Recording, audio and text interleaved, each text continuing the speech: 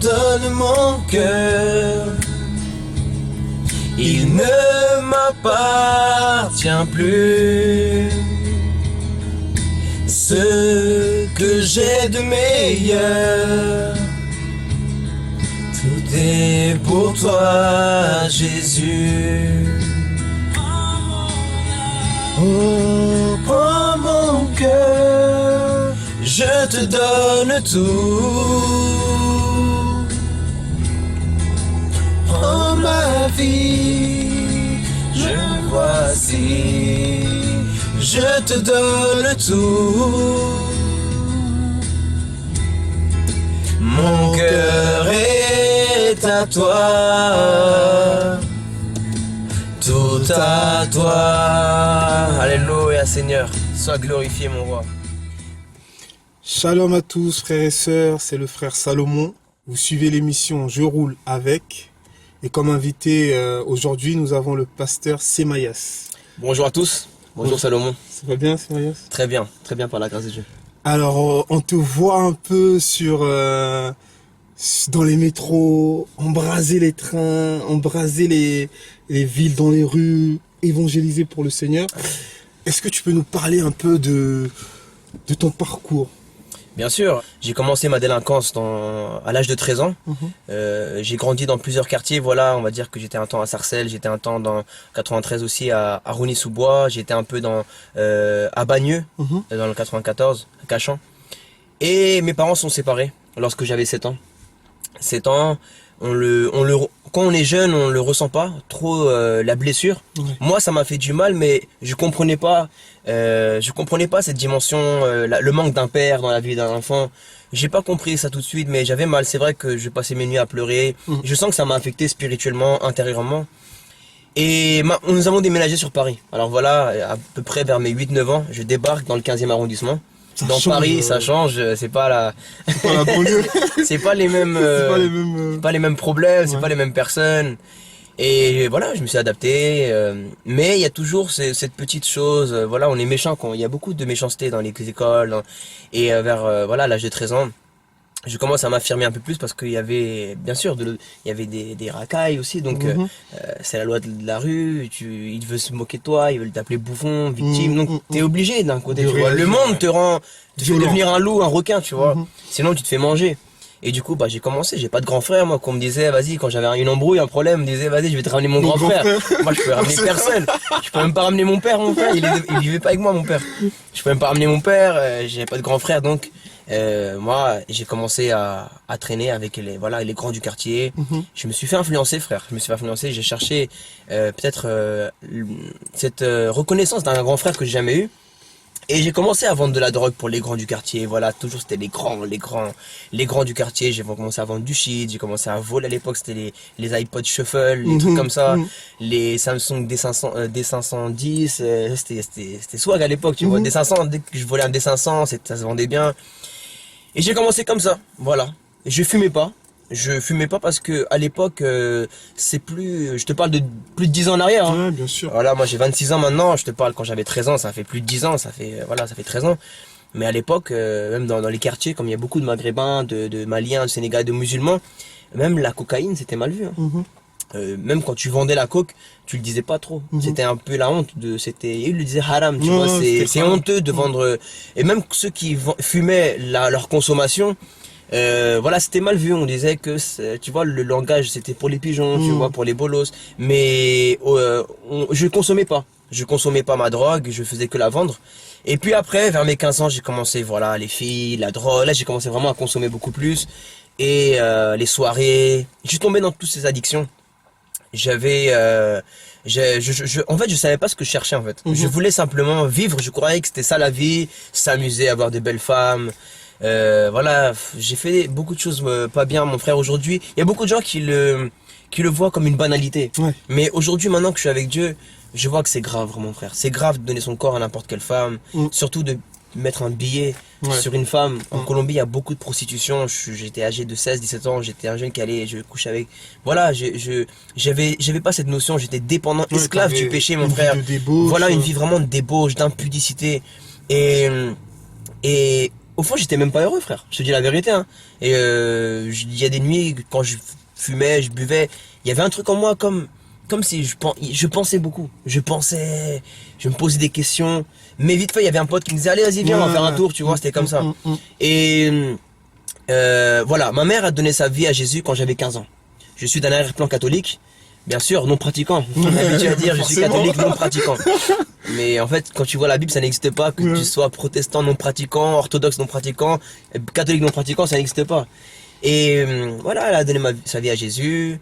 Ma mère a beaucoup changé. Ma mère, ça l'a guéri son cœur. Elle a commencé à faire des réunions de prière à la maison. Mais moi, je m'enfermais dans la chambre avec mon frère. On jouait à FIFA, on jouait à d'autres jeux. Voilà, je fuyais. Mais la daronne, elle mettait des coups de pression des fois, tu vois. T'étais obligé.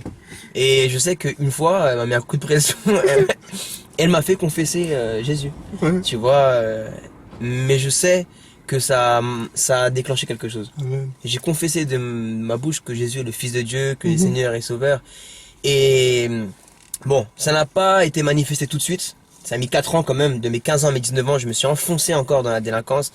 Et dans encore plus pire des choses encore, voilà, que je suis pas fier de raconter.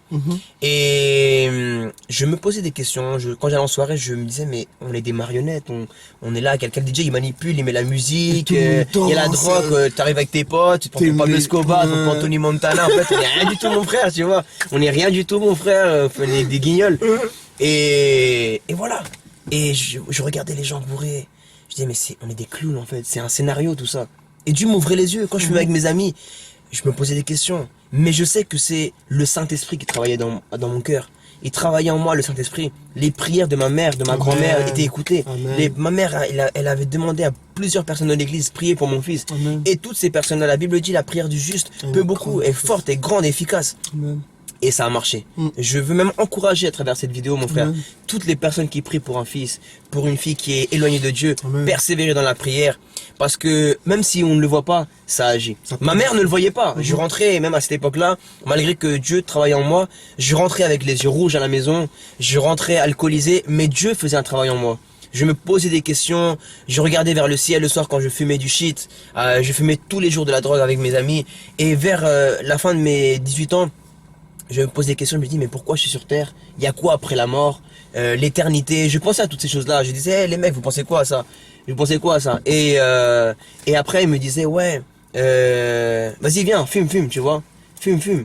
Et après il disait, moi je disais bon les mecs, vas-y, je peux pas parler avec eux, tu vois, je peux pas parler avec eux. Ça c'est des questionnements personnels, tu vois. Bref, Salomon a 19 ans, le 6 mars 2010, ma vie a changé. J'arrive chez moi, c'était un samedi matin. J'arrive chez moi. Je vois ma mère, je lui dis c'est quoi? Demain, je vais là où tu vas, à l'église. Amen. Gloire au Seigneur. Ma mère qui avait pleuré pour son fils. Elle avait prié pour son fils. Elle avait mal pour moi. Je l'ai fait souffrir, frère. Je suis parti dans des gardes à vue. Elle est partie me chercher dans des gardes à vue, alcoolisée, des grisements. Elle était au jugement, au tribunal. Je l'avais fait souffrir. J'ai jamais honoré mon père et ma mère, mon frère. Et ma mère, elle entend son fils qui lui dit de lui-même, demain je vais avec toi à l'église. Un enfant délinquant, dépendant de la drogue, de la violence. Ma mère, elle a été joyeuse. Le lendemain, on m'invite à une réunion de prière de l'église. Voilà pourquoi j'encourage aussi à prendre les contacts des personnes. Ils m'ont appelé, ils m'ont invité dans leur cellule de maison, dans leur réunion de prière. J'y vais, et le leader en question me donne un verset biblique à la fin de cette réunion. Il me dit, je sens de la part de Dieu de te donner Éphésiens 6. Alors moi Éphésiens, moi c'est quoi, c'est qui ça? C'est qui Éphésiens? C'est un mec ou quoi? Bon, je dis d'accord, mais j'ai pas de Bible. Je rentre chez moi, j'arrive vers minuit, ma mère dormait, tout le monde dormait à la maison, et je prends la Bible de ma mère. Je cherche dans les sommaires, voilà, Éphésiens, je vois que c'est Paul qui l'a écrit quand il était en prison, tout ça, je lis, et il dit, enfant, honore ton père et ta mère. C'est le premier commandement avec promesse, et vous aurez une longue vie sur terre. Amen. Tu sais, pour des gens, ce verset il est banal, tu vois, c'est un verset comme un autre. Mais moi, Salomon, ça m'a percuté. Ça m'a fait un truc dans mon cœur. Ça a pénétré mon cœur. Ma mère était en train de dormir à côté, je la regarde. Et je dis, en fait, cette femme-là, c'est ma mère. Et je l'ai jamais honorée. Je l'ai jamais valorisée. Et en fait, toutes ces années, j'ai passé du temps à honorer des femmes, des petites copines. J'ai donné du temps à elles. Mais à ma femme, je l'ai jamais donné. À ma mère, j'ai jamais donné de temps. Et j'ai dit pardon Seigneur. Amen. Je l'ai pas réveillé, je me suis repenti ce jour-là dans ma chambre. Minuit, 1h du matin, j'ai demandé pardon Seigneur. On m'a même pas appris comment faire. J'ai fait avec mes propres mots, j'ai dit je te demande pardon. J'ai même plus ce que j'ai dit, j'ai même pas dit je me repens, j'ai dit je te demande pardon. Et demain, je demanderai pardon à ma mère. Bref, le lendemain, ma mère partait et moi je l'intercepte. J'ai dit maman, il faut que je te parle. Elle vient, elle dit qu'est-ce que tu veux me dire? J'ai dit tu sais, hier, j'ai lu la Bible. Et j'ai fait une promesse à Dieu. Et la promesse que j'ai faite, c'est que maman, je vais te demander pardon. Amen. Waouh. Frère, quand j'ai dit pardon, j'ai pleuré comme un enfant. Une délivrance. J'ai pleuré, mon frère. Wow. J'ai pleuré comme un enfant. Ma mère a pleuré, on s'est pris dans les bras. Amen. J'ai senti un fardeau qui est parti. J'étais Amen. un homme orgueilleux, frère. Tu sais qu'on est homme. On veut pas, on croit que les hommes ne pleurent pas. On est fort, on est des voyous. Mais frère, j'ai demandé pardon à ma mère, j'ai pleuré comme un enfant. Amen. J'ai pleuré, Gloire à je Dieu. l'ai pris dans mes bras et à partir de là, ça a commencé. Voilà, Salomon, j'ai commencé mon cheminement avec Jésus-Christ. Et dans l'église, j'allais tous les jours, hein, j'allais 8 fois par semaine. Tu vois. Voilà, tous les jours j'avais une réunion prière. De Dieu. J'ai grandi très vite spirituellement parce que j'ai vraiment eu une relation radicale. Voilà, j'ai été radical, j'ai terminé avec ma petite copine qui ne voulait pas suivre Jésus-Christ. Elle voulait être une croyante, une non pratiquante. Moi je dis désolé. Séparation. Voilà, désolé. Et bref, j'ai abandonné tout ça. Et c'est là où j'ai commencé mon cheminement spirituel. J'allais à l'église, aller aux réunions bibliques, aux réunions de prière, aux réunions de jeûne. J'ai grandi très vite spirituellement. Amen. Waouh. Et puis aujourd'hui, maintenant, tu sers le Seigneur, tu annonces l'évangile ici voilà. et là. Alors voilà. Par la grâce de Dieu. Est-ce que tu as un mot à faire passer à la jeunesse qui nous écoute, à tous ces jeunes de banlieue, en province, à tous ces jeunes qui sont issus de la cité? Bien sûr. C'est que se poser la question, qui es-tu en train de servir? Beaucoup dans les quartiers se disent chrétiens, se disent musulmans, se disent juifs, se disent athées, mais est-ce qu'on est réellement en train de servir Dieu? Ou le diable? Ou le shaitan? Parce qu'on reconnaît un enfant aux œuvres de son père. Et si par exemple tes œuvres sont le deal, le braquage, le mensonge, l'infidélité, la drogue, ce ne sont pas les œuvres de Dieu. Ce sont les œuvres du diable. Donc tu peux dire avec ta bouche que tu suis Dieu, Allah, que tu suis Jésus, que tu suis Yahweh, que tu suis Krishna, mais tes œuvres. Si tu vis pas l'amour, si tu vis pas le pardon, si tu vis pas l'humilité, tu n'es pas en train de suivre Dieu. Et d'ailleurs, la Bible dit qu'il n'y a uniquement qu'en Jésus-Christ que nous sommes enfants de Dieu. Amen. Parce que nous avons été adoptés par le Dieu d'Israël, par son Fils, le Messie Jésus-Christ. C'est lui qui nous a donné cet esprit d'adoption qui crie Abba, le Saint-Esprit. Et aujourd'hui, alors qu'est-ce que je peux dire? Nous voyons aujourd'hui beaucoup de choses. D'ailleurs, je profite pour parler des élections de Donald Trump. Les gens peuvent dire c'est banal, bon il est bon, il est mauvais, ça c'est pas notre problème. Mais Trump ça veut dire trompette. Nous sommes dans la fin des temps mon frère, et il est temps que les croyants, voilà, dans l'Apocalypse on parle des trompettes qui vont sonner. Je dis pas que c'est l'antichrist, non pas du tout, mais je dis que Dieu prévient. Dieu est en train de prévenir dans l'Ancien Testament. Dieu a toujours prévenu avant un jugement. Dieu prévient des choses qui vont venir dans ce monde. Je veux dire simplement, tout passera. Ciel et terre passeront, ton travail passera, ta femme passera, ton église, ta voiture, tes économies, ton appartement dans le 16e, mais ton âme ira éternellement. Soit près de Dieu, soit loin de Dieu. Et tu auras un jugement. La Bible dit, il est donné à l'homme de mourir une fois, puis viendra le jugement. Mais si tu mets ta foi en Jésus-Christ, tu n'as plus à être jugé. Amen. Parce qu'il y a 2000 ans sur la croix, Jésus a été jugé à ta place et à la mienne. Il y a 2000 ans sur la croix, Jésus a été condamné à ta place et à la mienne. Donc tu n'auras plus à être condamné ou à payer ta condamnation en enfer. Ça veut dire que Jésus, il est le Messie, le Sauveur. Et on doit le servir. Il n'est pas qu'un prophète, il n'est pas qu'un philosophe, il n'est pas il est le Messie, l'envoyé de Dieu. La plénitude de Dieu est en Christ, mon frère. Et moi, je le suis. Et maintenant, je le dis à tout le monde dans les métros qu'on me prenne pour un fou. Alléluia. Salomon, avant, je faisais des vols à l'arraché dans les métros de Paris.